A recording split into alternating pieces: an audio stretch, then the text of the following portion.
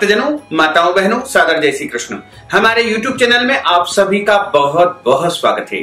मैं हूं आपके साथ आचार्य धर्मेंद्र शास्त्री। आज हम आपको हल षष्ठी की कथा सुनाने जा रहे हैं तथा ये भी बताएंगे कि हल षष्ठी का व्रत कैसे किया जाता है। इसे हल छठ या हल षष्ठी कहा जाता है। संतान की लंबी आयु के लिए तथा संतान की प्राप्ति के लिए, संतान की उन्नति और प्रगति के लिए हल षष्ठी का व्रत किया जाता है। इसे हल छठ या हर छठ भी कहा जाता है।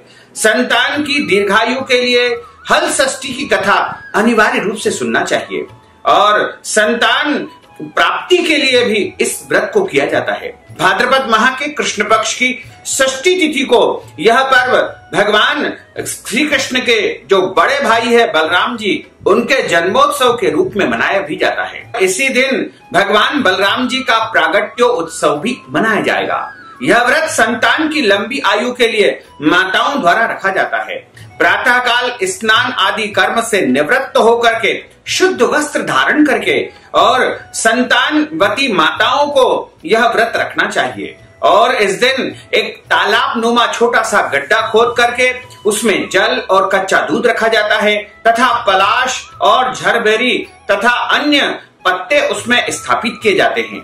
एक एक शाखा बांध करके उसमें हल छठ बनाई जाती है और उसके बाद उस स्थान पर माता गौरी और भगवान गणेश जी का तथा भगवान कृष्ण जी का एवं बलराम जी का पूजन किया जाता है। पूजा में 7 प्रकार के अनाज का उपयोग किया जाता है।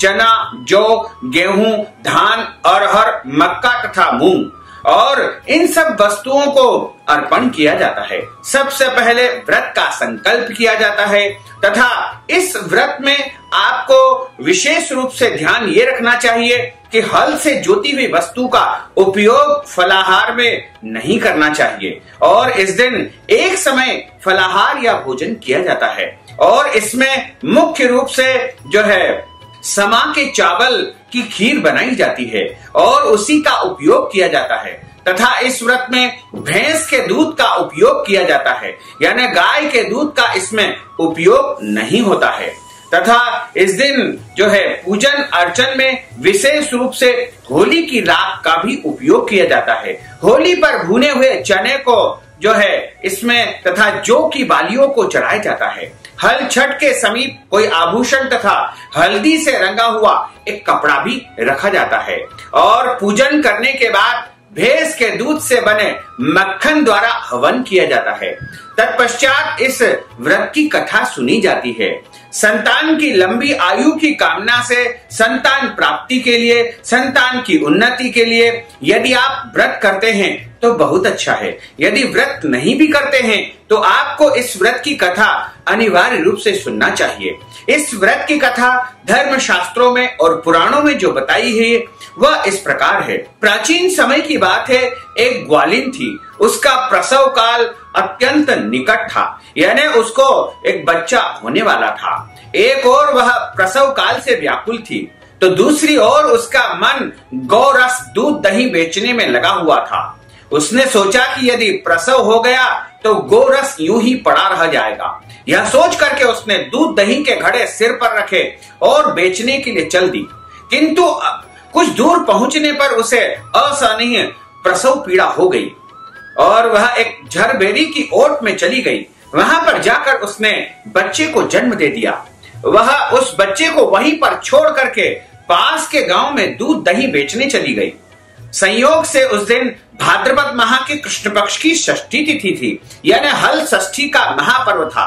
गाय भैंस के मिश्रित दूध को केवल उसने भैंस का दूध बता करके, झूठ बोल करके सीधे साधे गांव वालों को भ्रमित करके उनको दूध वह बेच दिया। उधर जिस झरबेरी के नीचे उसने बच्चे को छोड़ा था उसके समीप ही खेत में किसान हल जोत रहा था। अचानक उसके बैल भड़क उठे और हल का फल उसके शरीर में घुसने से वह नन्हा मुन्ना बालक वहीं पर मर गया, उसकी मृत्यु हो गई। इस घटना से किसान बहुत दुखी हुआ, फिर भी उसने हिम्मत और धैर्य से काम किया। उसने झरबेरी के कांटों से ही बच्चे के चीरे हुए पेट में टांके लगाए और उसे वहीं पर छोड़ करके अपने घर चला गया। कुछ देर के बाद जब ग्वालिन दूध बेच करके वहां आ पहुंची, बच्ची की ऐसी दशा देख करके उसे समझते देर नहीं लगी। यह सब उसके पाप की सजा है। वह सोचने लगी कि यदि मैंने झूठ बोल करके गाय का दूध न बेचा होता और गांव की स्त्रियों का धर्म भ्रष्ट न किया होता तो मेरे बच्चे की यह दशा नहीं होती। अतः मुझे लौट करके सब बातें गांव वालों को बता करके अपने झूठ का, अपने पाप का प्रायश्चित्त करना चाहिए, क्योंकि झूठ से बड़ा कोई भी पाप नहीं होता है। ऐसा निश्चय करके वह गांव वालों के पास पहुंची जहां उसने दूध दही बेचा था। वह गली गली घूम करके अपनी करतूत और उसके फल स्वरूप मिले दंड का बखान करने लगी। तब स्त्रियों ने स्वधर्म रक्षा हेतु उस पर विश्वास करने के बाद उस पर दया करते हुए उसे क्षमा कर दिया तथा आशीर्वाद दिया कि तुम्हारा पुत्र जो है लंबी आयु वाला होगा। और बहुत सी स्त्रियों द्वारा जब उसे पुत्र को लंबी आयु का आशीर्वाद मिला, तब वह ग्वालिन जब पुनः वहां पर आई तो उसने देखा कि उसका बच्चा तो जीवित हो उठा है। और झरबेरी की ओट में जब उसने अपने बच्चे को जीवित देखा तो आश्चर्यचकित हो गई। और वहां उसका पुत्र जो है रो रहा था। उसने अपनी गोदी में उठाया, तभी उसने स्वार्थ के लिए झूठ बोलने को ब्रह्म हत्या के समान पाप समझा और उसी दिन से निश्चय कर लिया कि मैं कभी भी झूठ नहीं बोलूंगी, तथा उसने प्रण कर लिया और हल षष्ठी का उसने विधि विधान से व्रत तथा पूजन किया। इसके बाद उसका पुत्र लंबी आयु वाला हो गया। तो इस दिन सभी को जो है हल षष्ठी माता का पूजन अर्चन करके अपने पुत्र की लंबी आयु की कामना करना चाहिए तथा प्रार्थना करना चाहिए। गंगा द्वारे कुशावर्ते बिल्व के नील पर्वते स्नात्वा कनखले देवी हरम लब्ध वतिम पतिम ललिते सुभगे देवी सुख सौभाग्य दायिनी अनंतम देहि सौभाग्यम मह्यम तुभ्यम नमो नमः। हे देवी, आपने गंगा द्वार, कुशावर्त, बिल्व, नील पर्वत और कनखल तीर्थ में स्नान करके भगवान शंकर को पति रूप में प्राप्त किया है। सुख और सौभाग्य देने वाली ललिता देवी आपको बारंबार नमस्कार है। आप मुझे अचल सुहाग प्रदान करिए। तो इस प्रकार हल षष्ठी का जो व्रत है वह पूरी श्रद्धा के साथ, पूरे विश्वास के साथ संतान की जो माताएं हैं उनको करना चाहिए। अन्य माताएं भी इनको कर सकती है, यानी संतान प्राप्ति के लिए इस व्रत को संपन्न किया जाता है। और जो व्रत करती है उनको ब्रह्म मुहूर्त में उठना चाहिए तथा शुद्ध जल से स्नान करने के बाद हाथ में जल लेकर के संकल्प करना चाहिए कि आज मैं हल षष्ठी का व्रत करने जा रही हूं और मुझे संतान की प्राप्ति हो जाए, या मेरे संतान की लंबी आयु हो जाए, या फिर आप कहिए कि मेरे संतान की उन्नति और प्रगति हो। इस प्रकार आपको हल षष्ठी के व्रत का संकल्प भगवान को अर्पण करना चाहिए। पूरे दिन पूरी श्रद्धा और निष्ठा के साथ में व्रत किया जाता है। इस दिन आपको विशेष रूप से सभी प्रकार के श्रृंगार धारण करना चाहिए, यानी सौभाग्यवती महिलाओं को संपूर्ण श्रृंगारित होकर के इस व्रत का पालन करना चाहिए।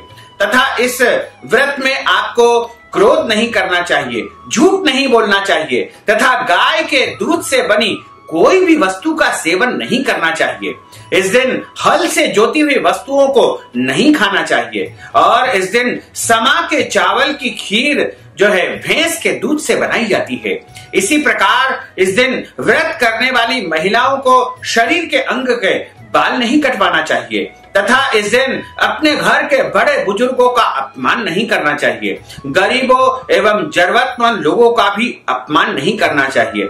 किसी भी जीव जंतु प्राणी को कष्ट नहीं पहुंचाना चाहिए तथा इस दिन पूरी श्रद्धा के साथ और पूरे विश्वास के साथ यदि आप हल षष्ठी का व्रत करेंगे तो निश्चय ही आपकी संतान की लंबी आयु हो जाएगी और उनके जीवन की उन्नति होगी, प्रगति होगी, आपकी संतान आगे बढ़ेगी और निश्चय ही आपके जीवन की समस्त मनोकामनाएं पूर्ण हो जाएगी। बोलिए लक्ष्मी नारायण भगवान की जय, श्री वृंदावन बिहारी लाल की जय, गोपाल कृष्ण भगवान की जय, बलदाऊ भगवान की जय। अच्युतम केशवम राम नारायणम कृष्ण दामोदरम वासुदेवम हरे श्रीधरम माधवम गोपिका वल्लभम श्री जानकी नायकम श्री रामचंद्रम भजे जानकी मनोहरम सर्वलोक नायकम श्री शंकरादि सेवितम पुण्य नाम कीर्तनम श्री राम राम राम राम राम नाम तायकम राम कृष्ण वासुदेव भक्ति मुक्तिदायकम राम कृष्ण वासुदेव भक्ति मुक्तिदायकम राम कृष्ण वासुदेव भक्ति मुक्तिदायकम। बोलिए श्री वृंदावन बिहारी लाल की जय, गोपाल कृष्ण भगवान की जय, श्री बलदाऊ भगवान की जय। धर्म की जय हो, अधर्म का नाश हो, प्राणियों में सद्भावना हो, विश्व का कल्याण हो। सनातन धर्म की जय हो, गौ माता की जय हो, नगर बस्ती की जय हो, आज के आनंद की जय हो, कल के आनंद की जय हो, परसों के आनंद की जय हो, बरसों बरसों के आनंद की जय हो, सद्गुरुदेव भगवान की जय हो। साथ ही आपसे अनुरोध है कि हमारे इस ज्ञानवर्धक वीडियो को अधिक से अधिक लोगों को शेयर करिएगा, लाइक करिएगा, कमेंट करिएगा और यदि अभी तक आपने सब्सक्राइब नहीं किया तो अभी और इसी समय सब्सक्राइब अवश्य कर लीजिए। आपको और आपके पूरे परिवार को सादर जय श्री कृष्ण, सादर धन्यवाद।